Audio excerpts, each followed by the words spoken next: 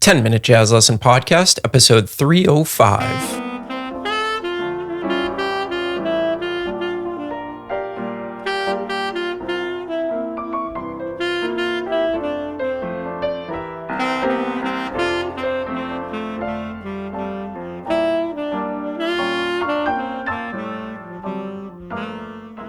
Hey everybody, welcome back to episode 305 of the 10-Minute Jazz Lesson Podcast. So happy to have you back in for yet another episode, and it is the last episode of the month, so you know what that means. We are doing our tune of the month, and just as we did our lick of the month on the tune On the Trail, we are going to use that for the basis of our etude this month.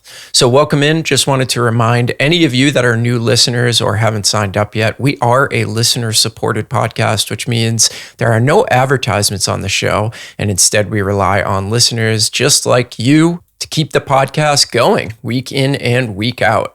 So the way that you can support us and get a bunch of jazz education materials in return, including PDFs for every single episode that we have ever done, along with audio examples and a bunch of good stuff like that, is by going to our Patreon site. You can find that by going to our website, 10minutejazzlesson.com, clicking on one of the Patreon banners and getting yourself signed up today to become a supporter. Wanted to give a quick shout out to a couple of new patrons this week. Thank you to our new $3 patrons, Christopher and Ken. And of course, thank you to the over 350 people that we have over there supporting us month in and month out. We really appreciate it. We could not do the podcast without you.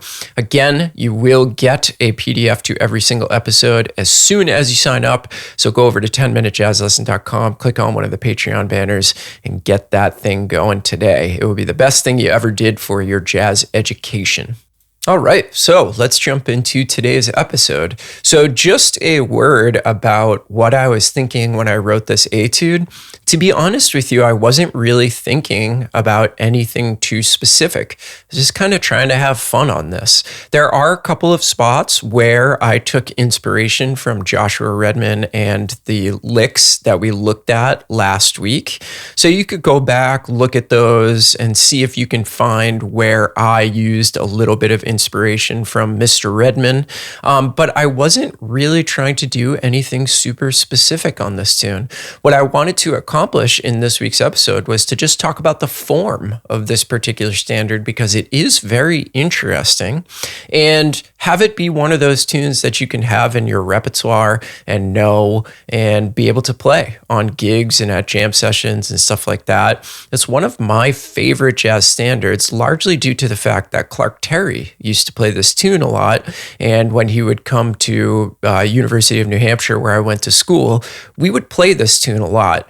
And it's always sort of been a special standard in my mind, just simply because of the fact that I got to hang out with the incredible, amazing, legendary Clark Terry and learn it from him. This isn't a tune that you hear played all that often, so it could be kind of a cool one to add to your repertoire and start playing some of those less often played standards that are really, really interesting. So why don't you pull out your PDF, and what we're going to do before we listen to the etude is we are going to go over the form. So the first thing that we need to realize about this form is that it's 16 bars, and I consider this form to be A-B, 8 bars each. And we'll dive into why I think that and what the chord layout is. It's actually very, very simple, with the exception of 4 bars that kind of come out of nowhere in the middle of the form. So if we look at the first 8 bars, it's about as simple as it gets. The first 4 bars literally just hang out on a concert F chord, which is the key of the tune. So we just see 4 bars of F major 7.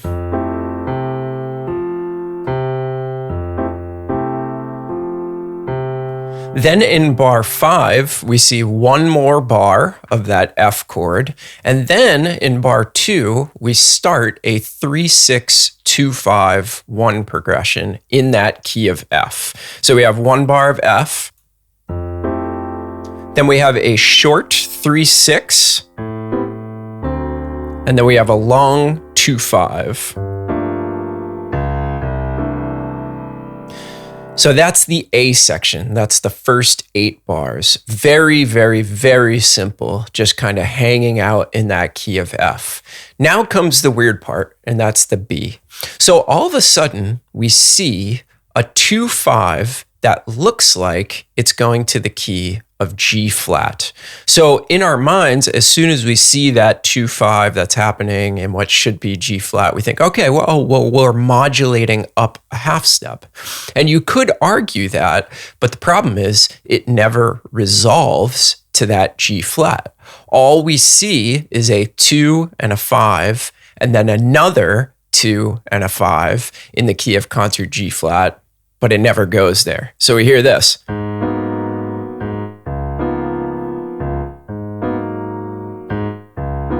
Now, what we're thinking is that we should hear this, but we don't do that. So what happens in bar 13 is we actually go back to a 2-5 in the key of F.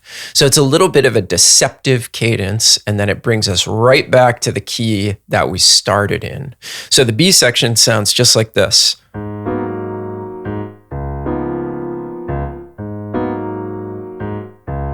Now we go back to 2, 5, and then we go back to the key of F, and then we have a quick little 1-6-2-5 that's going to spin us back around into the top.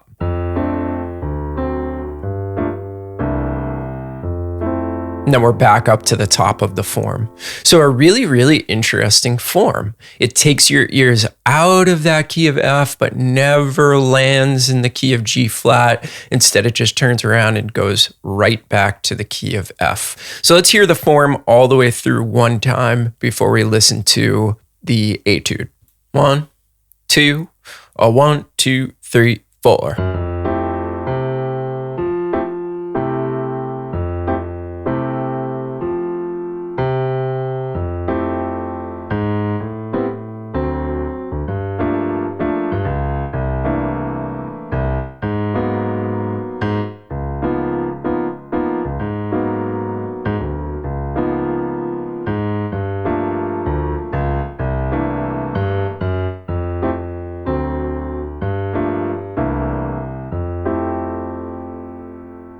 So there you go. There's the form. And if you know the melody to this tune, you'll understand why those chords work the way that they do. It fits with the melody perfectly.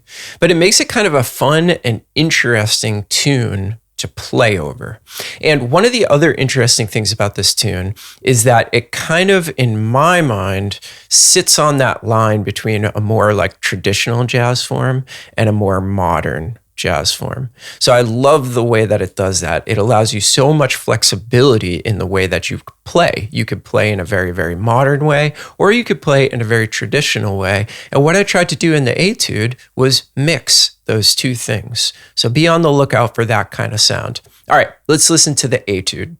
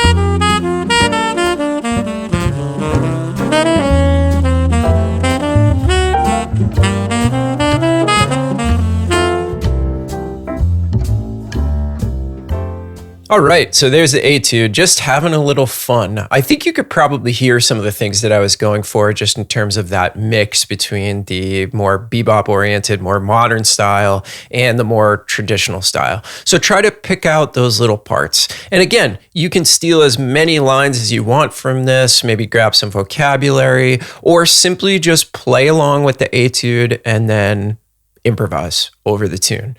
Get some sounds floating around in your ears and then kind of do your own thing. For the Patreon members at the $5 level, I am going to include a backing track to this so that you'll have that opportunity to play the etude and then maybe do something else with it.